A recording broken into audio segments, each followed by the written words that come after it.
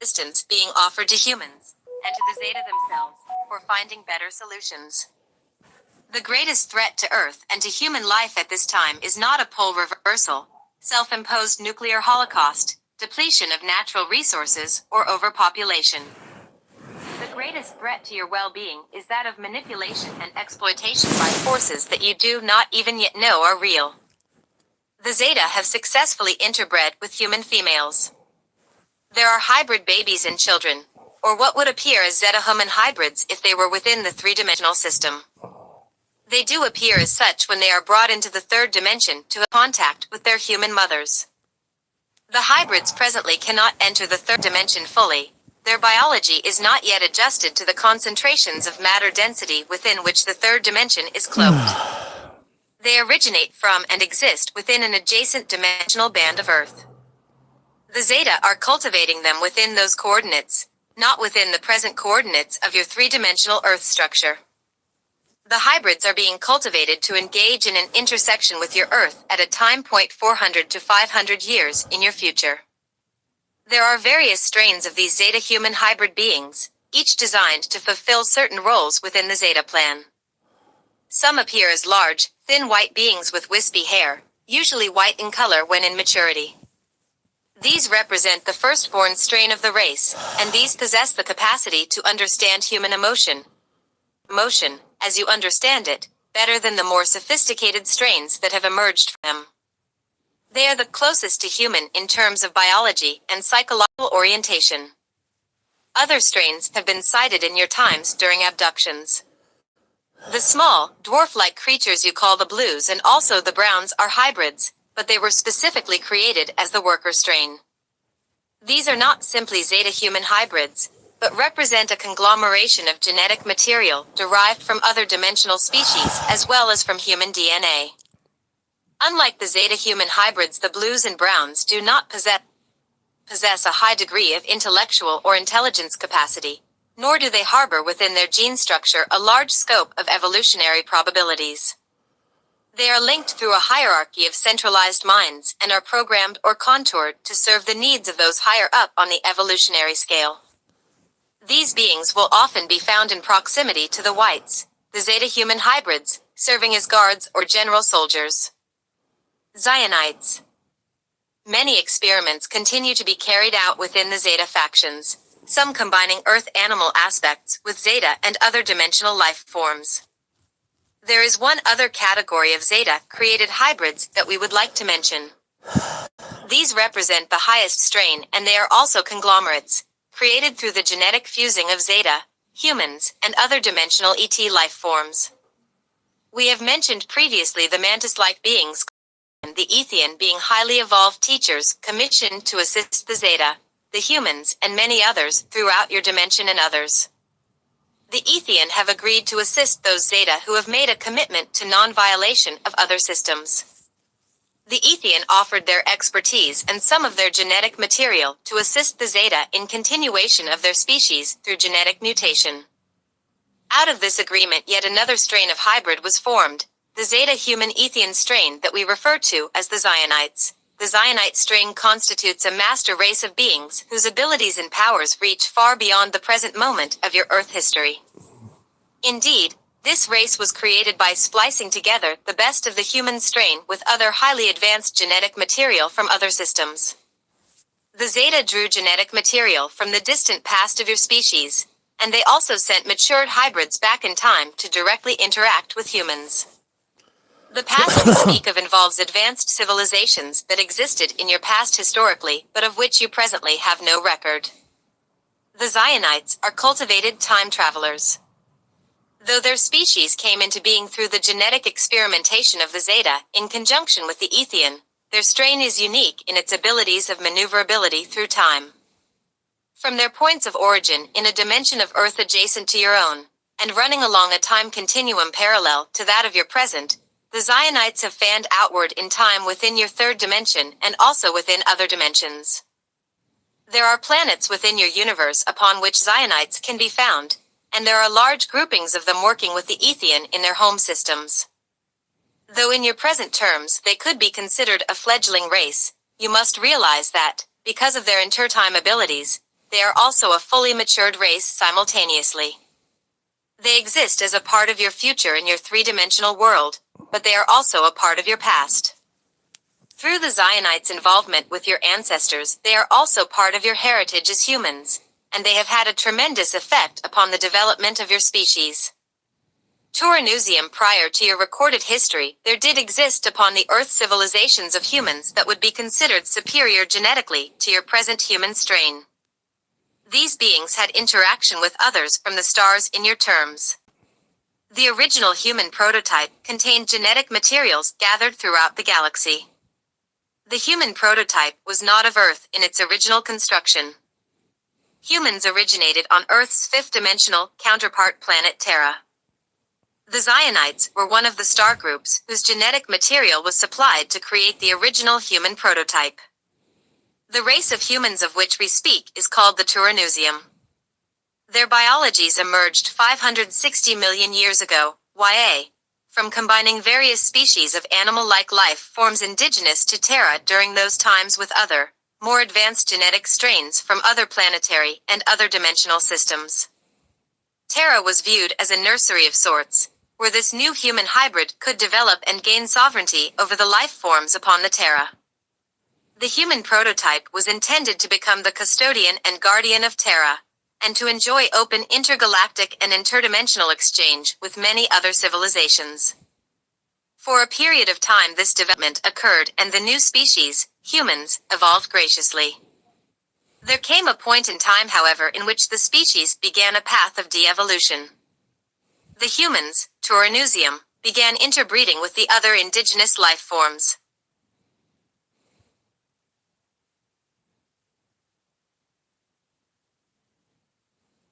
Their genetic strain became more and more animal-like, which progressively reduced their ability to carry the higher intelligence for which they were intended.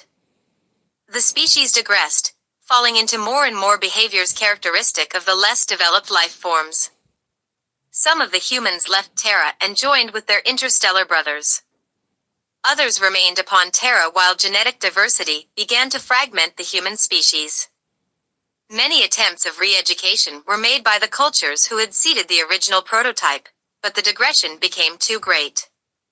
The humans who had originally been intended as Terra's guardians were losing the ability to fulfill that role. The Turanusium had possessed great power and knowledge. As the genetic digression continued, distortions in their knowledge began to manifest in instinctual behaviors, within which abuse and misuse of power was prevalent.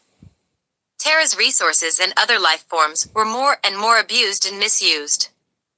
The creators of the Turanusium, after a millennium of attempted re-education, finally decided to allow the species to continue its digression into its natural end, the self-termination of the species, which nearly occurred during events 550 million years ago. The prototype was preserved through those Turanusium who had retreated underground or resettled in other systems within the three-dimensional universe.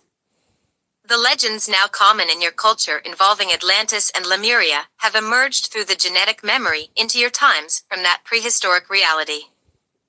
Though Atlantis was not the actual name of civilization, the drama your legends associate with it are actual translations of some of the events that occurred during this period of original human creation. 12 tribes. Several thousand years again passed, during which time there were periods of relative stability and instability as Terra rebalanced and realigned its magnetic grid. During this cycle, it was decided by the creators of the Turanusium that yet another experiment would be tried. They would again seed their humans, this time into the Earth system. This time it would be done more slowly. The genetic imprint of the original prototype would be broken down into sections or subimprints. Each imprint would be used to create a smaller prototype, or subspecies of the original Turanusium. The genetic package was broken down into 12 units, each containing 2 primary attributes of the original pattern.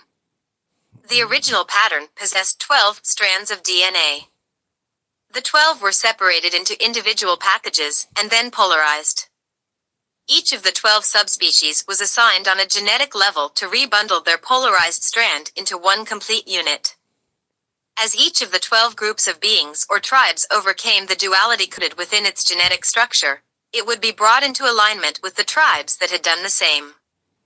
Through this process, the human genetic strain would, over time, evolve into the wholeness of its original pattern. The digressive elements that were mutated into the strain from its animal interbreeding would slowly be mutated out, leaving behind the pure code of the human prototype. It was and is a plan that would take several 100,000 years to complete, if the species was able to evolve rather than fall into de-evolution once more. Your biblical stories of origins and of the flood emerged out of this drama. The fall in biblical terms represent the digression brought on by animal interbreeding, the resulting mutation of form, and the cataclysmic events that nearly terminated the species 550 million years ago. The version of that story popular in your times has been twisted and contrived away from its original symbolic meaning. The flood within your story represents the period of time when the 12 subspecies of humans were reseeded upon the earth. The Sodom and Gomorrah drama is a retranslation of the Atlantean/Lemurian events that occurred on Terra before the flood, these two elements being combined into a new version carrying the same theme but restructuring the time context. Adam and Eve were symbolic personages representing the polarization of the substrands of DNA and the birth of duality of consciousness. The symbolic story of Adam and Eve was itself twisted from its true meaning, which in allegorical form stood for the polarization of the 12 single strands of the subspecies. Your version promotes the idea that Eve was created out of the rib of Adam, which symbolically implies that man was created first. The polarization of the DNA and the resulting birth of duality of gender occurred simultaneously. It further encourages you to believe that woman was created to serve man, to be lesser and to play a subservient role. These distortions were purposely given to you to keep from you and suppress the power and wisdom held within the female form and consciousness. Through this distortion, the polarities or duality within each of the 12 subspecies could never be overcome, and thus the completion of human evolution into its original exalted form could never be actualized. Just as the original creators of the human prototype desired to see the fulfillment of the species as guardians of the earth and Terra, there also exist forces of great power that do not wish this plan to succeed. If humans are able to fulfill their evolutionary blueprint, the earth and many other reality fields will no longer be free for exploitation. They will become protected by a species equal in power and greater in knowledge than those who wish to misuse these realities. It is from this interdimensional conflict that your concepts of good versus evil and God versus devil emerge. One group of advanced beings wish to see humans evolve into wholeness, equality, and co-creatorship, while another group of beings desires to stunt the evolution of humanity so it can continue to utilize its resources for self-serving purposes. The latter group has come to represent the dark or evil forces within the collective human unconscious, while the former has emerged into your mythologies of the gods. Because of this cosmic conflict, so to speak, attempts have been made by both sides throughout your history to train the evolving humans. One set of teachings will lead humans to evolve, the other to digress. The ploy of distorting the helpful teachings has been used repeatedly throughout your species' development by the forces that do not wish you to succeed. Much of your present teachings are so contaminated by these distortions that the true meaning of the original teachings has been lost, or applied in a way that creates the opposite effect for which the teachings were originally intended. During your recorded history, much information was given to assist humanity's development. Your speculations about ancient astronauts bringing knowledge and technological advancements to Earth cultures are quite accurate. This method of assisting your culture was indeed employed often in your historical development. Certain cultures were able to interact directly with the travelers from other systems. One such group is the ancient Egyptians, another is the Melchizedeks, the group that has fragmented to become those affiliated with the Christian and Jewish faiths. The predecessors of your Celtic and Druid lineages also had involvement with interstellar teachers, as did many others. At one time or another, the teachers interacted with all human subgroups, helping to form the basis for their mythologies and creation stories, their psychologies, and their technologies. The group of teachers we would like you to become familiar with are the aforementioned Zionites. The Silicate Matrix. The Zionites interacted directly with your ancient Egyptian cultures, and prior to this they were heavily involved with Sumerian culture. Not only were these cultures gifted with knowledge, but they were also imbued with the gift of interstellar seeding. Zionites would often interbreed with the humans, adding the potentialities of their genetic code into that of the evolving humans. Certain groups of these special humans were seeded, and that genetic seed was dispersed among the races through further interbreeding within the 12 human tribes. The Zionites traveled back in time, giving to your species the code of transmutation. We refer to this genetic package imbued by the Zionites as the silicate matrix or the crystal gene. The silicate matrix contains the original 12-strand DNA code structure of the original to-run human prototype, the Turanusium. It presently exists within a number of humans as a latent genetic code sequence that must be brought into activation. Once activated, it allows for the progressive transmutation of form. Not all humans carry this code, and not all code carriers can endure full activation, but those who carry this matrix, contained within the cellular material you currently call junk DNA, have the potential ability of accelerated evolution. They possess within their genetic makeup the latent ability to transmute cellular structure, which will one day allow them to traverse the time portals and interdimensional passageways without deterioration of their biological form. Though there are other teaching races that have had similar involvement with the human populace, none of these possess the genetic combinations needed to allow for this advancement in human biology. Those have a predisposition to multidimensional perception, interdimensional communication, and UFO abductions of the soul agreement kind. The Zionites are working from your future as well as from your past, leading their chosen ones to the fulfillment of their genetic imprint, through which these humans will assist in setting the codes for the advanced evolution of the species. Though the Zeta were in part responsible for the creation of this master race, many of them now live in fear of them. Their children became far more wise and powerful than the Zeta themselves, and went on to join interstellar groups far beyond the scope of the Zeta's perceptions. Those Zeta who bring harm or violation to humans, and who have not agreed to work in brotherhood, find themselves up against a formidable adversary.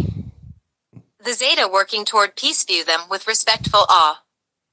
There will be a time in your Earth future when direct contact with the Zionites is orchestrated. Many of the abduction experiences in your present time are geared toward assisting the human populace in preparing for that encounter. This future event is the purpose behind the genetic experiments presently being carried out by the Zeta, Ethian, and humans with soul agreements. The hybrid human Zeta beings, whites, blues, browns, and others, serve an instrumental role in making that introduction successful. Human hybrid pregnancies.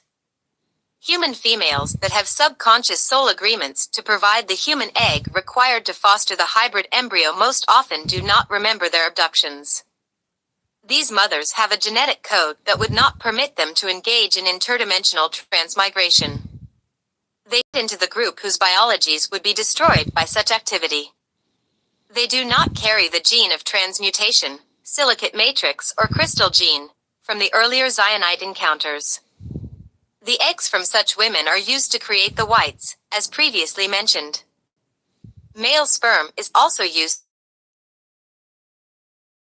The whites cannot interact fully with the three-dimensional system for any prolonged period of time. These human females are the egg donors, but will not have the experience of pregnancy in regard to the abductions. Most of them will never remember their encounters with alien forms consciously, but most will if techniques such as hypnosis are employed.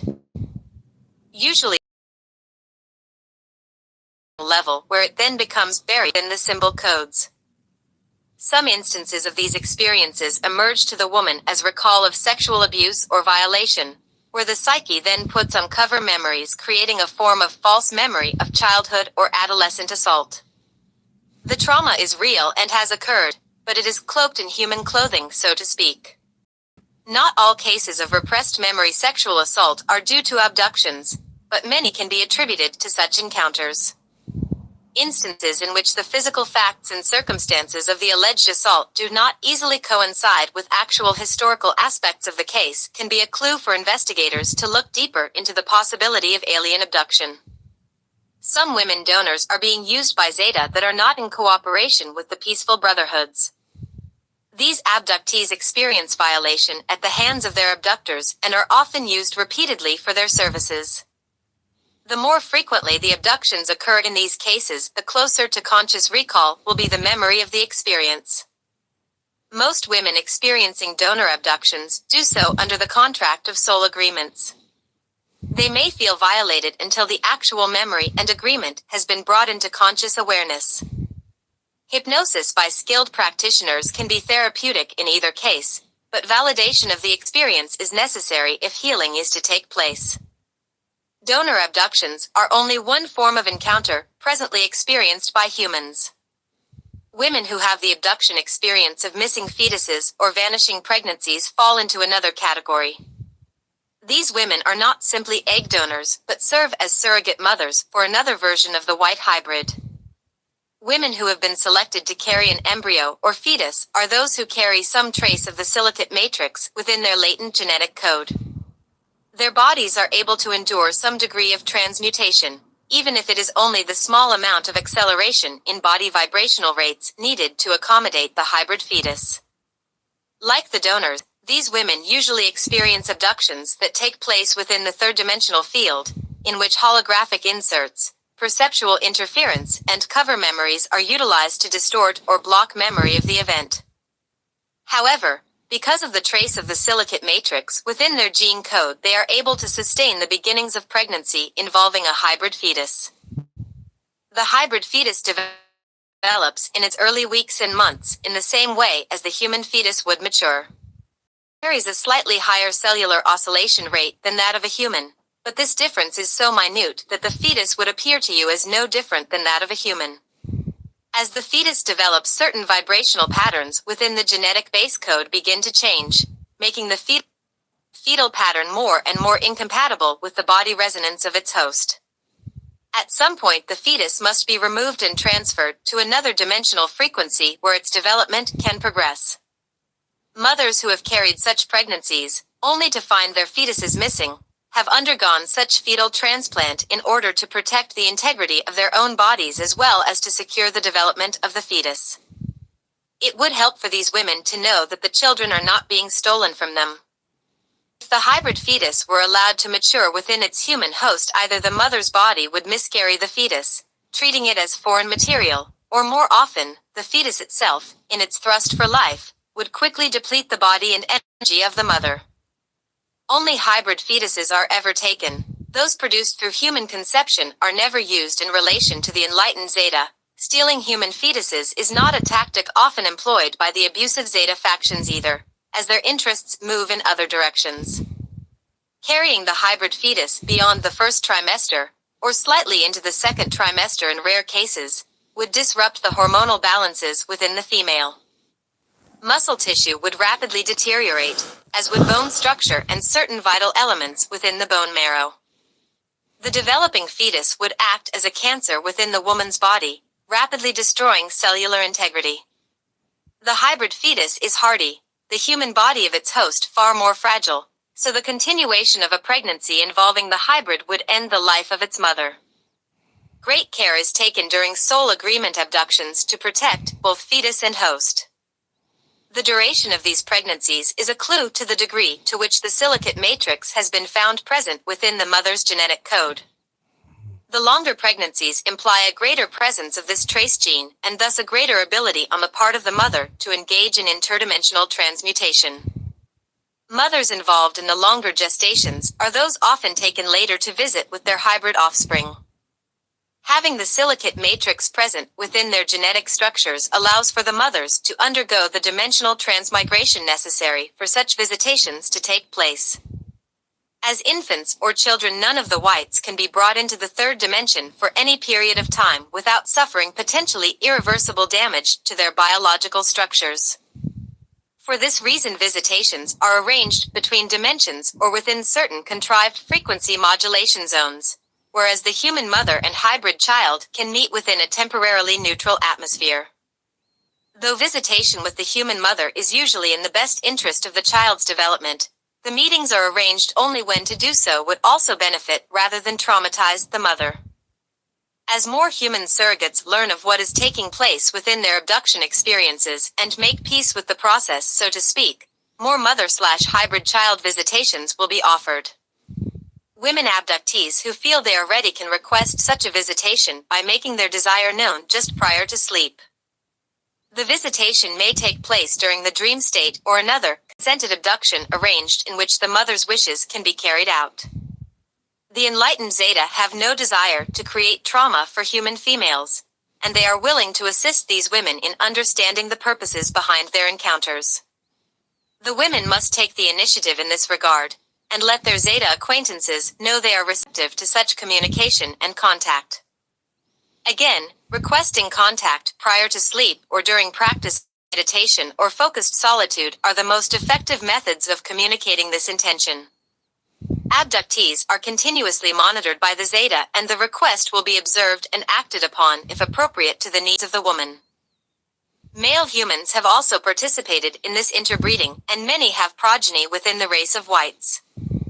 It is rare, however, that visitation between human father and hybrid child is arranged, as human males tend to react more aggressively and exhibit less receptivity toward peaceful contact. The males usually have less biological bonding with the child, as they have not had the opportunity to feel its life within their biology. We notice that many human males exhibit this same lack of bonding toward their own human progeny, whereas they often do not feel the emotional connection to their children as readily as their female counterparts. Human males tend to view children as the propagation of lineage, taking the possessive stance of authority over them rather than viewing their children as individuals with whom they are to build sustaining emotional bonds. Such bonding usually takes place later in life, after the child has grown, if it takes place at all. Not all men view their children in such a way, and many more emotionally aware males are quite able to establish bonds with their offspring, even from conception. These more matured males are more likely to be offered the opportunity to visit their hybrid progeny than are those who exhibit bonding difficulty or overly possessive attitudes toward their children. Many women share these attitudes as well. We are not simply picking on the males of your species.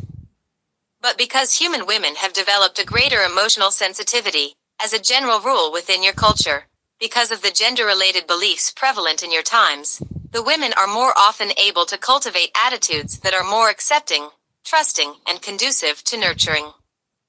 There are exceptions in either case, and attitude is everything when it comes to parental visitation between human parent and hybrid offspring. Borontolism.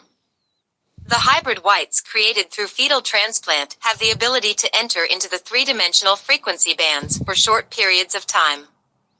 They carry a stronger human imprint than those derived from egg donor conceptions, which allows for certain advantages. These beings possess the strongest emotional imprint of the hybrids and are thus better able to understand, interact, and utilize telepathic communications with humans. They will one day serve the role of intermediaries when zionite contact is made with the human populace. They will also serve as teachers and helpers to those humans who agree to assist in the accelerated evolution of the human species. The hybrid whites born of fetal transplant, who are capable of limited interdimensional transmutation and transmigration, are referred to as the Borontolism. Borenthal is Those whites born of egg donation and non-biological insemination, who cannot usually endure interdimensional transport, are known as the Borenticii. Boren, that's I. Both hybrid strains are highly intelligent, with a strong mathematical leaning and great ability to comprehend the workings of universal physics and advanced sciences built upon that comprehension. Both represent pure strains of human Zeta hybrids, those two races being the only contributors to their genetic makeup. Their base strain was formulated out of the genetic materials of the little gray Zeta and the human genetic imprint, used in various combinations. Other Zeta-human hybrid strains utilizing the Zephelium Zeta genetic code are presently being constructed. Both strains of the Borant, Bor-N, as they are called collectively, have the ability to link minds directly with human contactees, using the aforementioned Kilanta codes. They are thus able to interact with humans during the human dream state or during times of altered states of consciousness, such as those that occur when practicing certain meditation techniques. Often they will leave pre-recorded imprints, packages of communicated data in electrical form, within the base codes of the human DNA, that will one day be retrieved by the human and translated into conscious communication or cognition. For those humans who are ready and able to receive such communications directly, the Borant are willing to begin sharing information and creating conscious relationships. They can be trusted, as you will not find the Borant present with Zeta groups who are working in violation of the human species. On the rare occasions that Borant accompany unenlightened Zeta, they are either held captive via mind control or work covertly as guardian infiltrates. In either case, they hold pro-human sympathies at heart. The Borant were created out of your lineage, and are aware of this fact, and so they view the human race with great compassion and a parental sense of responsibility. One day they will be welcomed and respected among those humans working toward universal brotherhood. The Borant have much to teach your race, skills and knowledge that you need to make your evolution easier and more fulfilling, both for the individual and the masses. We would like you to understand that the Zeta are not evil monsters desiring to destroy or misuse humanity. Rather, they are a fragmented race, many of whom live in fear of extinction, a race trying to create solutions for themselves using the only methods they possess. As is the case within the human species, some Zeta are more aware, enlightened and spiritually mature than others. The groups bringing harm to humans are guilty of the crime of ignorance. They do not believe non-invasive methods of interspecies cooperation exist. They have observed that humans quite often cannot treat even those of their own kind with compassion, understanding and tolerance. Little faith in the idea that a cooperative relationship could be developed between the species. The Zeta factions working against a positive human evolution believe they must take what they need before it is taken from them. The resources of Earth, upon which they are progressively coming to depend, are viewed as the subject of interspecies competition, and humans as the objects or obstacles that need to be overcome to protect their interest in Earth's resources. They do not really understand human emotional reactions of pain and anger that so often meet them. They do not understand that in neutralizing their competitors, they are violating human reality and spiritual integrity, any more than many humans understand how they have plundered their indigenous plant and animal kingdoms that stood in the way of human progress. To the unenlightened Zeta, humans stand in the way of their progress toward cultivating alternatives to their pending extinction. They have a vested interest in the development of Earth, so to speak. It would be very helpful to the human experience if you were to view these unenlightened Zeta as fellow beings, facing some of the same challenges your species faces, rather than seeing them as potential enemies with whom you must do battle. You are not equipped, technologically or mentally, to do battle with the Zeta. Such endeavors would prove fruitless to your race at best. The unenlightened Zeta, as well as the unenlightened humans, need to grow, to develop concepts that promote brotherhood and cooperation rather than segregation and competition. They need to be taught a better way, by example. Enlightened humans have a responsibility not only to their own species, but also toward those within other species, be they the plant and animal forms indigenous to Earth or visitors from elsewhere who come to Earth as they evolve within their own line of development. We will explore the Zeta-human relationship more fully as our writings progress. Chapter 4, Hidden Motives and Mechanics Learning Dramas.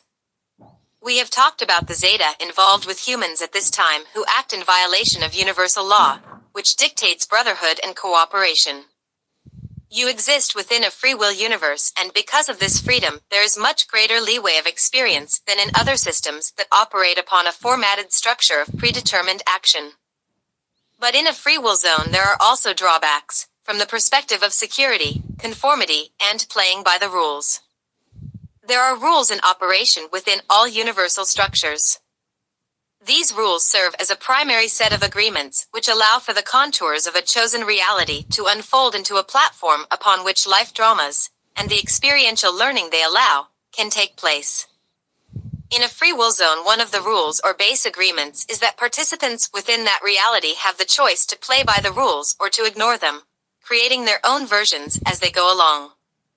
The rules within your particular system prescribe brotherhood, cooperation, and harmony between all portions of reality. But the rules also have designed for you a polarized universe, wherein all things exist within a duality of perception. It is this feature of your system that allows for the experience of free will to take place. Duality allows you the choice of breaking the rules or following, of working with the flow of natural evolution or against it. Each choice will provide for you a consequence of action, or seemingly so from your focus of perception. In greater terms, each choice will show you a manifest translation of the ideas you entertain. If those ideas move with the flow of evolution, you will experience a perceived state of ease, feelings of lightness and pleasure, and you will expand or grow into ever greater reality fields. If you are moving against the flow of evolution, you will experience the opposite of these conditions: tension, heaviness, displeasure, and contraction, as you digress into ever smaller fields of reality and identity. Both paths exist simultaneously, one implies the other. They exist together as parts of a greater whole that is dimensional reality. Your choices will determine experience while you are in a polarized system, and thus you learn to make better choices. The Zeta who inflict their experiments upon humans without consensual agreements from the sole identity of the human are making a choice to move against the flow of evolution, just as those humans who violate the free will and birthrights of brotherhood of their co-inhabitants of Earth are choosing to digress. Violation ultimately breeds the same, though the action/consequence ratio may be spread out over time, where the balance of universal law is not easy to detect. The law of reciprocity, or what goes around comes around, is one of the rules within your universe. It applies directly to all that you do and all that you experience, but in your present state of evolution, most of this balancing takes place upon a subconscious level. Because of this, many things may seem senseless to you. You may witness violation of yourself or others and wonder at the seeming unfairness of the universe or God. Many of you view death as the ultimate victimization, especially for those who appear to be victims of an untimely or unjust demise.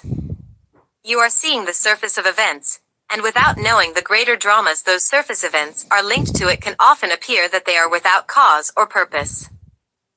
Reality can seem quite threatening, unjust, and chaotic when viewed from the surface perceptions provided by your known senses. Point for this is an illusion, very real from your perspective, that seem to be true because the true justice, purpose, reason, and order behind events, and the true mechanisms of universal law, are hidden from your view. You do not have all of the puzzle pieces, to use an analogy, and so it is difficult to make sense out of the picture. As your race evolves and its perceptual range expands, more puzzle pieces will be found, and as you grow you will begin to see a very different picture of the universe than the one you presently hold. You discover the order behind the chaos, the justice within the injustice, and the reality behind the illusion. One day you will come to master the experience of three-dimensional reality, and will no longer find yourselves trapped within its confines. But until that time you are dealing with duality, free will, choice, and the responsibility of learning how to direct your choices wisely. The Zeta and all others within the dimensionalized systems are learning these basic lessons, in their own way and through their own path of development. Learning can seem difficult when moving against the flow of evolution, or it can be achieved with ease when moving within the flow. Zeta and humans share many of the same lessons, and they will play, within your three-dimensional drama, great teachers to each other, and will eventually learn the consequences of maneuvering within the structures of universal law. The consequences can be a great delight, or they can seem quite treacherous. Either way, learning takes place, and that is why the soul awareness allows for consequences to be experienced. When identity becomes integrated and the human, or other biological being, grows to encompass the soul awareness, the need for treacherous outcomes declines. Souls, as groupings of identities, are also learning and reaching for integration of the greater identity structures of which they are a part. The greater the amount of integration of awareness that takes place, the less treachery is experienced. All life forms share a common goal of growth and expansion. Impetus toward growth is one of the primary rules within your universe. Growth into comprehension of the mechanics of brotherhood is a rite of passage all will eventually pass through. When the interconnectedness of all things is recognized as one of the basic universal laws, the cognition and practice of brotherhood will be achieved. Though the Zeta generally are advanced in intellectual growth and technological achievement compared to the human, many of them possess no greater spiritual awareness than the average human of your time. Many Zeta fall behind humans in regard to true spiritual cognition, for they do not possess the biological systems that allow for the characteristic you call emotion. Emotion is far more than you realize. You use this term to describe the perceived result of a subconscious process organic to your form, but you rarely glimpse the reality of that process in energy terms. Emotion is the product of the seventh sense, which can be called cellular absorption.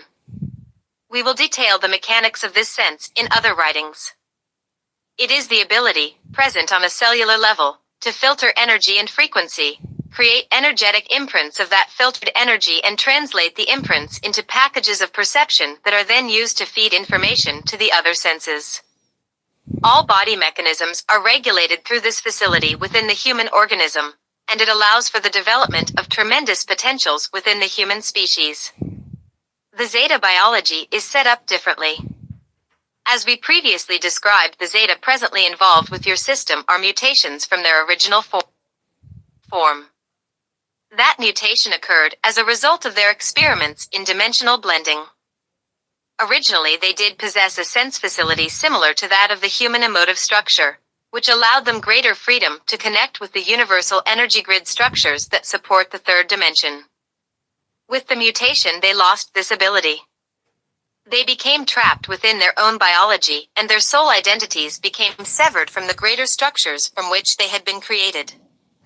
The Zeta were, in essence, cut off from their central power source. Their species became disconnected from the soul matrix. All beings within the dimensional systems enter those systems of interconnected energy strands.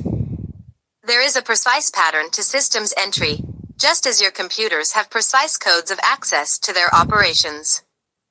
If you imagine the structural growth pattern of branches upon trees, you can get a rough visual representation of the energy web work we describe. The tiniest bud is connected to the whole through a system of intricate relays or branches. Nourishment is sent to the bud via this pathway, replenishing and sustaining all of the many buds that grow upon the tree. The energy webwork of which the soul, and all of its personalities, is a part can be compared to the network of branches in the tree's energy distribution system. Like the bud, the soul exists as one expression or aspect of the greater network out of which it grows. The personalities or incarnations of the soul can be compared to the leaves emerging out of the bud. They are birthed, grow, and die only to be replenished and born anew within the next cycle of the seasons. As the leaves exist as part of the tree, each taking up a different placement in space but existing together simultaneously following the cycle of the seasons, so too exist the personalities of the soul. Viewing placement in time for the personality as you view placement in space for the leaves and tree will help you to understand the nature of time and identity. It will also help you to better understand your distorted concept of reincarnation. Humans are connected to a soul that exists as part of a greater network of life. We refer to the entire network as the energy matrix. The world within which the tree grows in our analogy. The tree in our analogy would represent an energy, a structure we call the time matrix. As the tree exists within a world, the time matrix exists within the energy matrix. The leaves on our tree exist within and emanate out of the bud, just as the personalities exist within and emanate out of the soul. In our analogy, the bud would represent what we call the soul matrix or Dora matrix. Just as the leaf implies the existence of the bud and tree, the fact of your existence implies the existence of a soul matrix and energy matrix system. The Zeta are also part of such a tree of identity. Their species, like your own, would represent a bud upon a cosmic tree, in terms of our analogy. We explained before how the Zeta inadvertently collapsed the time portal system surrounding their home planet. You could compare their portal structure to a branch on the tree. If a branch is dismembered from the tree upon which it grows, not only will the branch wither and die, but so will the buds and leaves that depended upon that branch to transport nourishment and life force energy from the tree. There is an intimate connection between the time portal system and the genetic code of all life forms within it. When the time portals are damaged, the genetic imprint of biological life is altered, mutated from its original pattern. When the Zeta disengaged their time portals from the main grid of the time matrix, it caused their mutation. Their biology no longer carries the appropriate codes to allow them to link into their source. They lost the ability to experience emotion to a large degree, and the emotional facility can be compared to the branch systems of our tree. The Zeta are able to draw energy from their souls, but their souls can no longer draw energy from the time matrix, energy matrix, or source. Once the leaves fall, the bud can no longer renew itself if it cannot draw energy from the tree. The Zeta are as leaves and buds stunted upon a